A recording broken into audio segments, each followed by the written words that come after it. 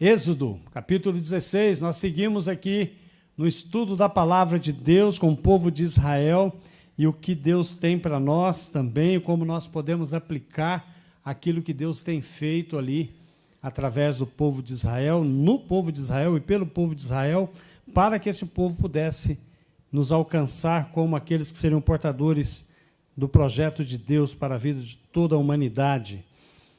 Quarta-feira passada, pastor Gregory discorreu sobre o capítulo 15, que foi um momento muito especial para nós, que fomos tremendamente edificados, e olhando para o povo de Israel, nós descobrimos que somos muito parecidos com o povo de Israel. A gente olha o povo de Israel, vê o povo de Israel reclamando, falando, e a gente fala, que povo infeliz, né? Que povo ingrato, que povo que não vê os milagres. Aí ele disse algo interessante, pastor Greg, nós somos do mesmo jeito. E para nós é pior, porque nós temos a revelação completa, nós temos a Bíblia, Jesus já nasceu, já escreveu nossos nomes no livro da vida, e nós agimos da mesma forma como o povo de Israel, pastor André. Como pode isso?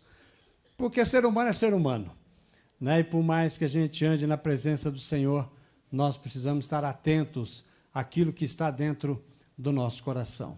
E o povo de Israel, então, caminhando, chegaram ali,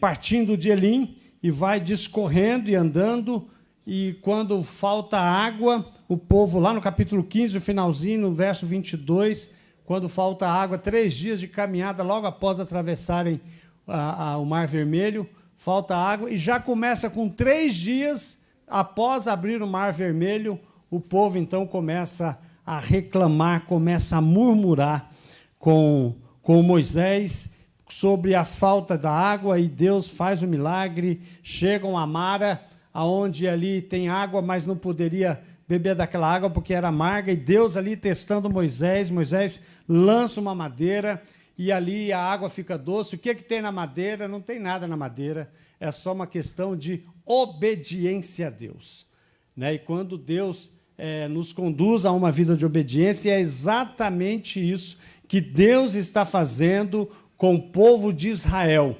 Está ensinando o povo de Israel sobre obediência, sobre fé e sobre perseverança. E é sobre isso que eu gostaria de discorrer com os irmãos. Então, a partir do verso 1 do capítulo 16 de Êxodo, diz assim: partiram de Elim, e toda a congregação dos filhos de Israel veio para o deserto de Sim, que está entre Elim e Sinai. Aos 15 dias do 2º mês, depois de saírem da terra do Egito, toda a congregação dos filhos de Israel murmurou contra Moisés e Arão no deserto. Os filhos de Israel disseram a Moisés e Arão: quem nos dera tivéssemos morrido pela mão do Senhor na terra do Egito, quando estávamos sentados junto às panelas de carne e comíamos pão à vontade, pois vocês nos trouxeram para este deserto a fim de matarem de fome toda esta multidão.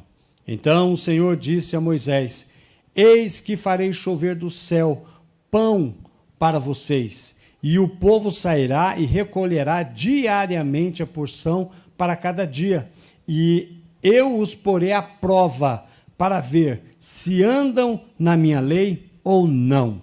E por que Deus fala isso? Se você observar um pouquinho antes, o capítulo 15, lá no verso 25, nós vamos ver o que Deus vai dizer no verso 26, quando Deus diz: se vocês ouvirem com atenção a voz do Senhor, seu Deus, fizerem o que é reto diante dos seus olhos, e derem ouvidos aos seus mandamentos, e guardarem todos os seus estatutos, nenhuma enfermidade virá sobre vocês das que enviei sobre os egípcios, pois eu sou o Senhor, aquele que cura vocês. Muito obrigado, Senhor, pela tua palavra viva e eficaz nesta manhã para nós. Tenha misericórdia da nossa vida. Fala ao nosso coração, nós estamos aqui porque queremos ouvir a tua voz e aprender contigo. Abra a nossa mente, Senhor, nós te pedimos no nome de Jesus. 3 lições importantes que nós temos aqui, pelo menos 3, que eu gostaria de compartilhar com os irmãos nesta manhã, que fala aos nossos corações. E a primeira é que murmuração revela o que está no coração da pessoa. A murmuração revela o que está no coração da pessoa. O texto que nós lemos, o verso 2, diz que o povo de Israel murmurou contra Moisés e Arão. E se tem algo que Deus detesta, é murmuração. Por quê? Porque o que é murmuração? O que é murmuração? É o ato de dizer mal, é difamação, é maledicência, é alguém que quer falar, mas não quer falar. Sabe como é que é?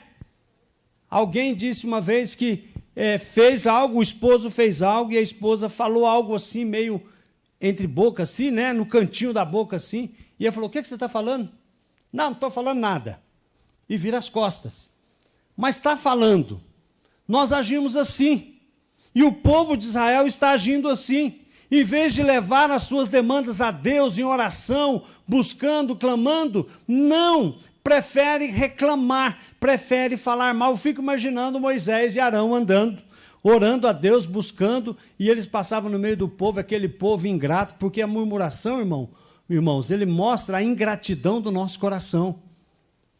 E isso referente à nossa ação com Deus, ao nosso relacionamento com Deus, uma caminhada que mostra, e essa ação desse povo mostra, que a murmuração é o pecado da língua, que expressa má vontade e aborrecimento para realizar a ação que não é agradável.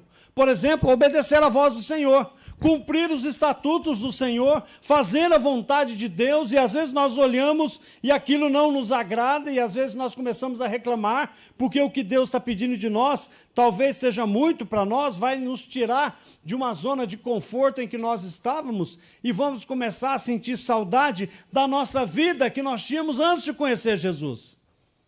E isso é muito ruim, porque não permite que o Espírito Santo trabalhe no nosso coração, e a gente comece a andar, então, com uma vida de confiança a Deus. Derramar sobre Deus as nossas demandas, saber que Deus tem cuidado de nós. A Bíblia diz que a murmuração é a sepultura das promessas de Deus para a nossa vida. Porque quando nós murmuramos, significa que nós não conhecemos a Deus. E se conhecemos a Deus, nós não confiamos naquilo que Deus tem para nós e no projeto.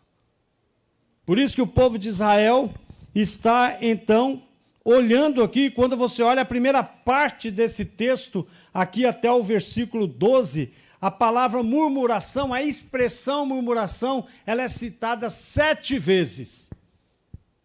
Ela é citada 7 vezes, nós precisamos aprender que uma pessoa que vive murmurando, ela mostra que no seu coração está cheio de amargura, está cheio de ansiedade, está cheio de preocupação e falta de confiança em Deus.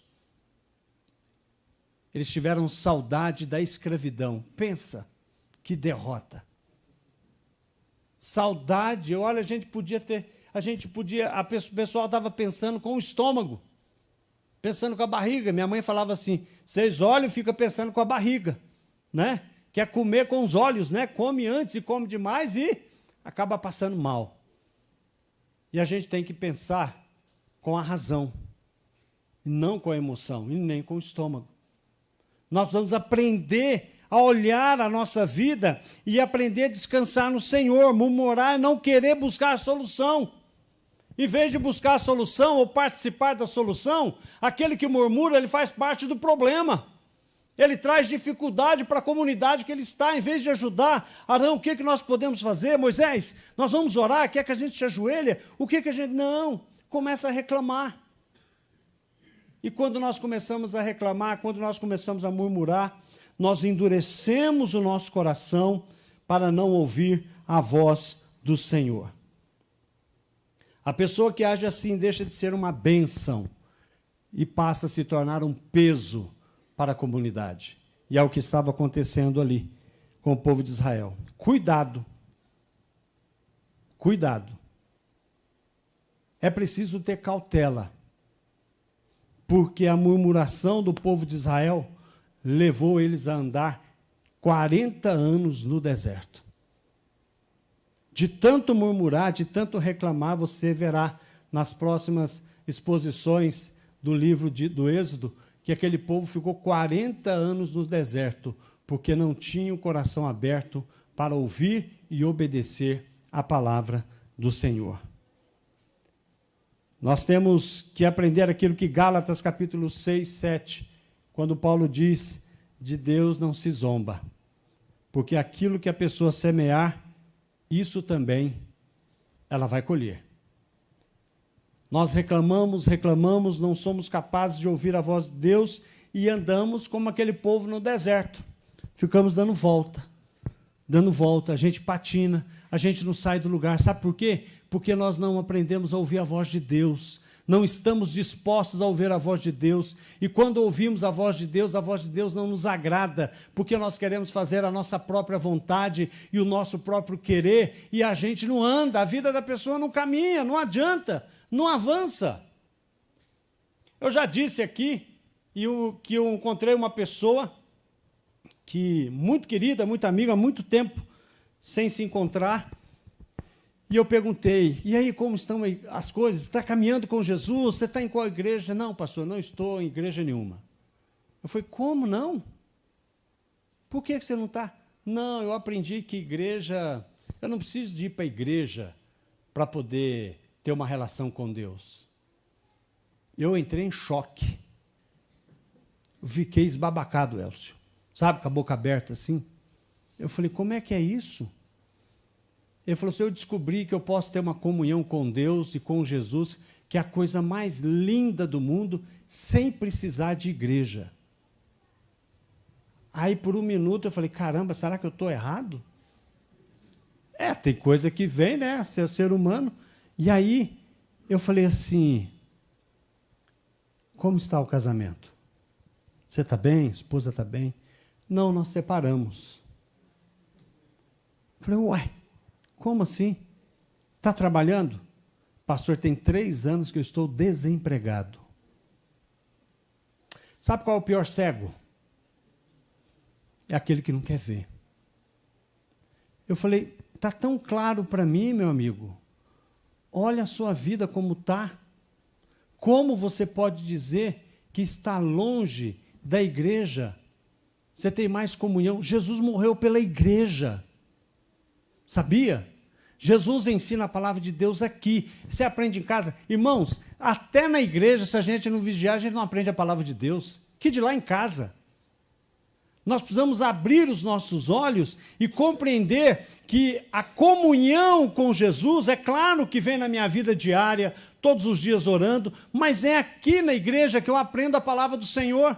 Se a igreja não fosse importante, Jesus não tinha instituído a igreja, não tinha fundado ela juntamente com Pedro e os apóstolos, não tinha inaugurado na época do Pentecostes. É necessário nós estarmos na presença de Deus para ouvir a voz do Senhor e aprender do Senhor. Como que nós não vamos conseguir caminhar e não queremos andar com o Senhor se a nossa vida está patinando? Se você quer sair do deserto, que talvez você está se encontrando agora, aprende a ouvir o Senhor, para de murmurar e se submeta à vontade de Deus, submeta à vontade do Senhor. Mas na igreja tem muita gente ruim, pastor. Falei, então se você é tão bom, você precisa estar lá, para influenciar as pessoas e ensinar as pessoas como deve viver uma vida cristã, não é isso? É aqui que nós aprendemos. Está tudo cheio de pessoas que necessitam conhecer a Deus e parar de murmurar, se colocar de joelho e levar para Deus as suas demandas. Porque crente, e quem conhece a Deus, não fica reclamando pelos cantos da casa e da igreja.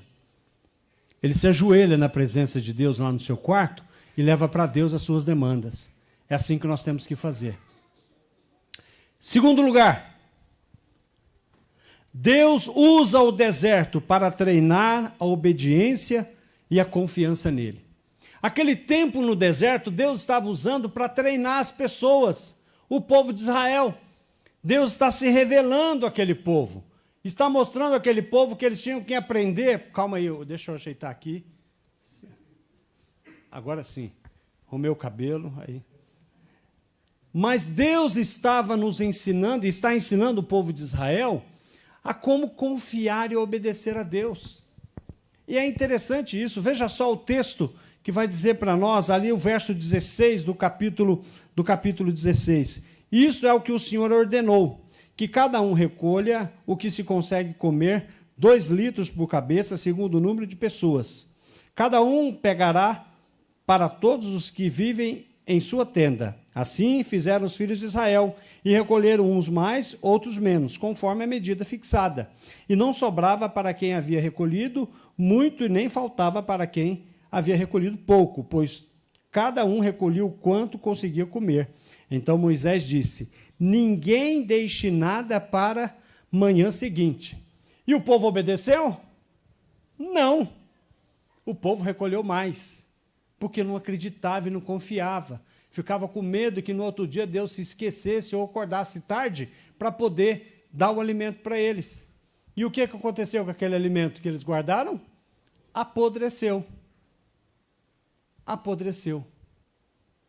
Gente, nós temos que aprender que a palavra de Deus para nós, ela tem que ser obedecida da forma que Deus quer.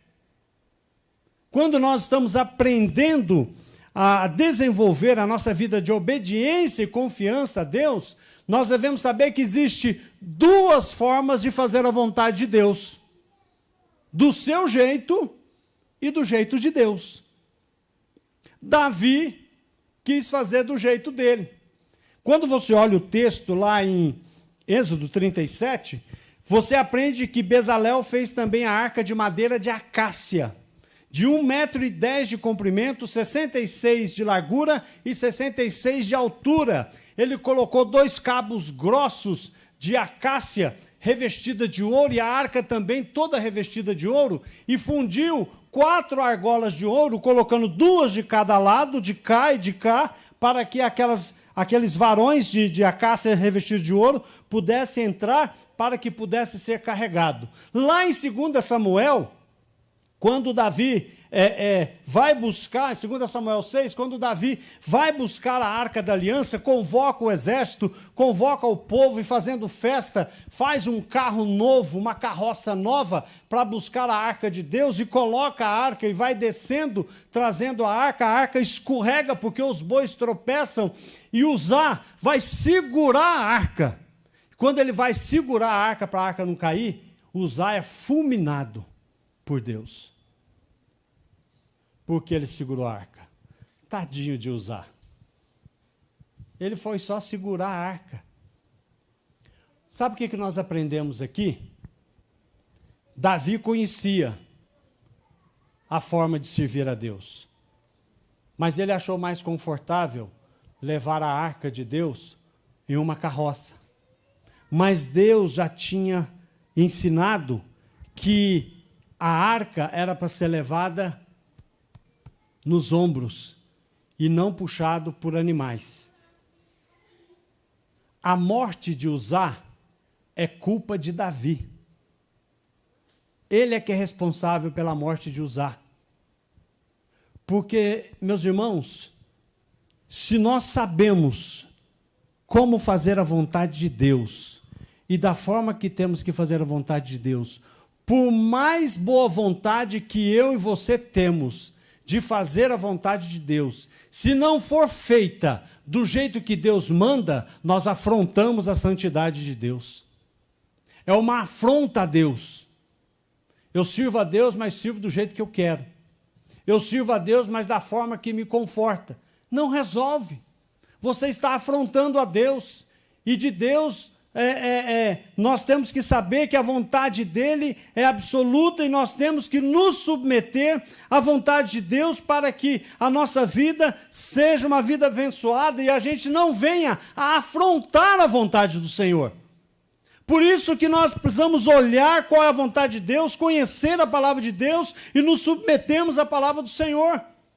Mas nós queremos muitas vezes andar da nossa forma, do jeito que a gente quer na presença de Deus. Só serve para mim assim.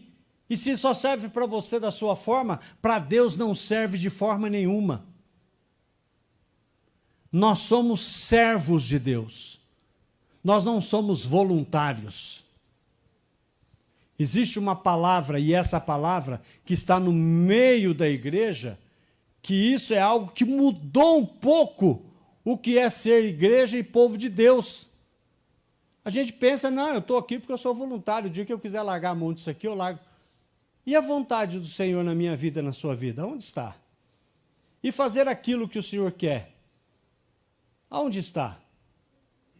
Nós achamos que nós podemos fazer as coisas no reino de Deus do nosso jeito. Do nosso jeito não serve, irmãos. Deus não quer. Se você não quer fazer a vontade de Deus, se eu não quero fazer a vontade de Deus da forma que Deus quer, obedecer à vontade do Senhor, Deus não vai derramar sobre nós as suas bênçãos. E estando fora da vontade do Senhor, nós estamos, então, no raio de ação do inimigo, porque nós permitimos que o diabo trabalhe em nossa vida cada vez mais. Já a nossa natureza humana já não quer fazer a vontade do Senhor, é uma luta interna do novo homem com o velho homem para fazer a vontade de Deus, e agora nós, então, neste momento em que estamos aqui diante da vontade do Senhor, e Deus falando, olha, haja assim, é desta forma, se for dessa forma, a sua vida será abençoada, você não pode desobedecer. Nós muitas vezes não confiamos em Deus. Deus se mostra para nós, Deus se apresenta para nós, Deus traz a sua palavra, Deus nos sustenta em tudo e nós não confiamos em Deus. Sempre na desconfiança, sempre. Eu confio em Deus, mas eu estou preocupado com essa situação. Isso não é confiar em Deus. Isso não é confiar em Deus. Confiar em Deus é descansar. Eu não sei como vai ser minha vida amanhã, mas eu sei que se Deus estiver no controle da minha vida, eu serei abençoado. Porque a gente acha que a bênção de Deus é só aquilo que a gente pensa que tem que acontecer. E não do jeito que Deus quer. E quando nós aprendemos a confiar em Deus, e Deus muda as coisas da nossa vida, e nos abençoa, nós temos experiências com Deus. Falei, puxa vida, Deus fez tudo diferente na minha vida. Tudo. Mas eu tenho sido abençoado. E para olhar de verdade, tem sido melhor a forma de Deus do que a minha forma. Porque Deus sabe o que tem que ser feito na minha vida. O povo de Israel está vivendo esse tempo aqui, aprendendo a confiar e a descansar em Deus. Você precisa, e eu preciso, nós precisamos aprender a confiar em Deus. Porque você não vai poder fazer nada. A sua ansiedade, a sua preocupação não vai te levar a lugar nenhum, só vai fazer seus cabelos caírem. Veja só, eu demorei a aprender. Você precisa aprender a confiar no Senhor, a descansar no Senhor. E deixar Deus trabalhar na sua vida, no seu casamento, na sua família, na sua área profissional, em todas as áreas, no seu sustento. É um desafio, mas eu e você não temos para onde correr, só tem um caminho para nós, confiar no Senhor, e quando nós aprendemos a confiar no Senhor, nós aprendemos a receber dele a bênção e desfrutar dessa bênção. Não fazer como aquele camarada que orou a Deus, veio nas quartas-feiras, nos cultos de oração, pedindo para Deus abrir uma porta de emprego, e Deus abre uma porta de emprego, e falou, pastor, essa é a porta que Deus abriu para mim, vai ser bênção, e ele começa a trabalhar, só que ele descobre que o patrão dele é um cara chato, e que o salário que ele está ganhando não é muito bom, e que ele queria ganhar mais, e aí, de repente, aquilo que 6, 7 meses parecia que era bom, para ele não é mais bom. Porque ele não soube esperar em Deus. Deus tem um processo que Ele está trabalhando na nossa vida, no nosso caráter, e muitas vezes a gente acha que nós não precisamos que Deus haja dessa forma conosco. Então, nós olhamos aquele trabalho, a pessoa olhou aquele trabalho, e falou, esse negócio aqui não é de Deus, não. Deus errou? Aí ele sai do emprego, fica desempregado. Aí aquela porta que Deus abriu para ele, que ele ficou desempregado, ele vai e processa o patrão ainda.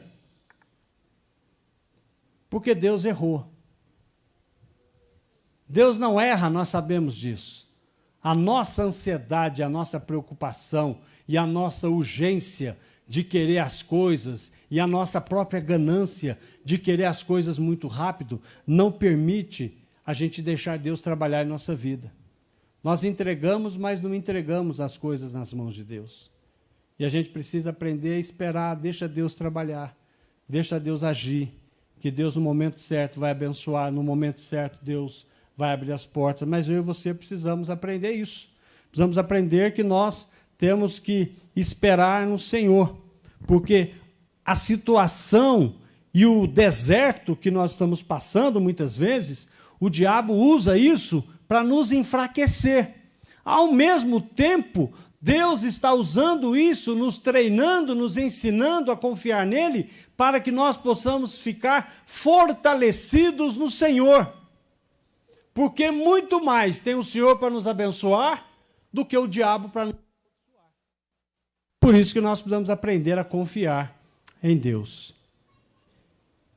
E em terceiro e último lugar,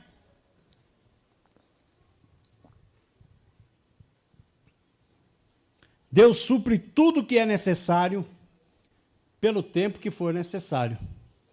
Veja só, o finalzinho do verso diz: e os filhos de Israel comeram maná durante 40 anos, até que entraram em terra habitada. Comeram maná até que chegaram aos limites da terra de Canaã. Deus supriu todas as necessidades que aquele povo precisou durante 40 anos no deserto. E Deus, então, começa a trabalhar no coração daquele povo, preparando eles e ensinando a eles a confiar em Deus. E Deus supriu tudo o que precisava pelo tempo que foi necessário.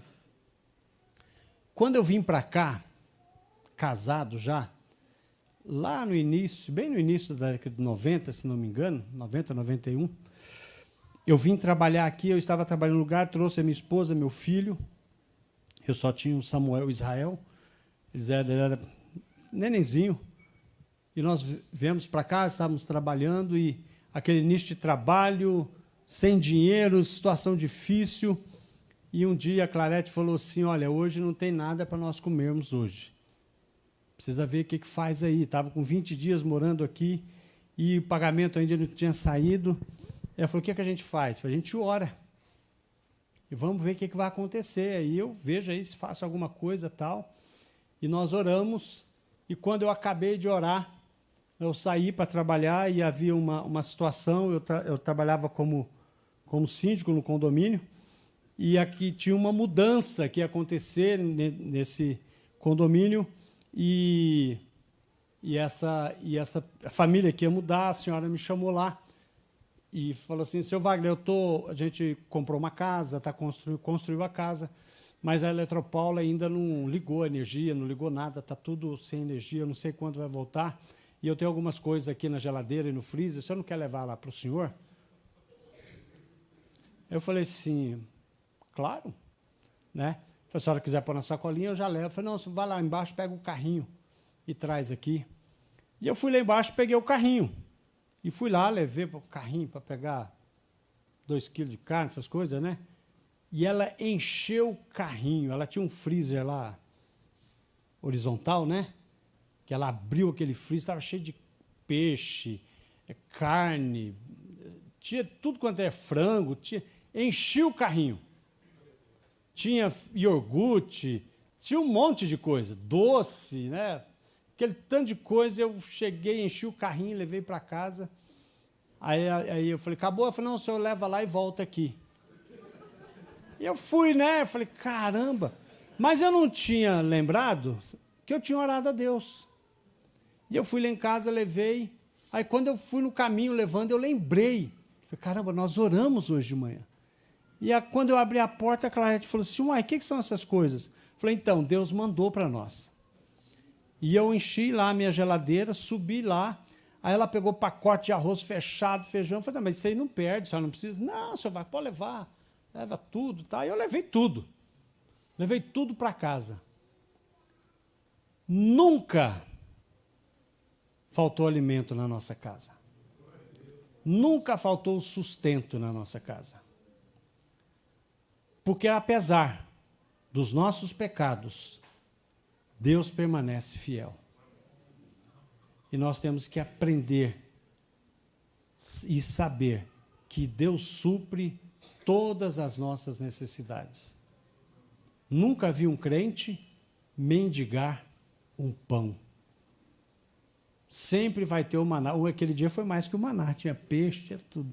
Deus é bom e Ele supre as nossas necessidades. E nós devemos aprender com a palavra de Deus a confiar e entender que grande parte da nossa vida, a comida faz parte. Não é verdade? Hoje de manhã, provavelmente você tomou um café, comeu um pãozinho, comeu um bolinho. Na hora do almoço, se você está aqui, quando estiver terminando aqui, já vai pensar no almoço.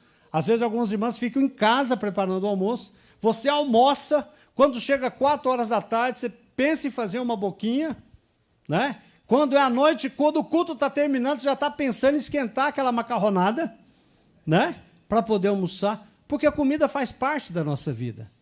E, claro, se a gente não comer, a gente vai morrer, né? Ela é necessária. Mas Jesus, respondendo ao diabo, e usando esse texto de Êxodo, ele vai dizer o seguinte: o ser humano não viverá só de pão, mas de toda palavra que procede da boca de Deus. Alimentar o corpo é importante. O povo de Israel estava preocupado em encher o estômago. Deus estava preocupado em encher o seu espírito com a sua palavra. Nós devemos, da mesma forma, da mesma avidez que nós temos em buscar alimento para o nosso sustento, nós temos que buscar a palavra de Deus para alimentar o nosso espírito, para que nós possamos aprender a viver debaixo da vontade do Senhor. Que Deus nos abençoe, meus irmãos, e que eu e você possamos aprender cada vez mais a buscar a palavra de Deus, a confiar em Deus, a nossa vida, a nossa família, a nossa vida profissional, a nossa comunidade, aprender a depender do Senhor, porque o Senhor supre todas as nossas necessidades. Amém? Feche os seus olhos, eu gostaria de falar com você nesse momento. Pai, em nome de Jesus, nós louvamos o teu santo nome.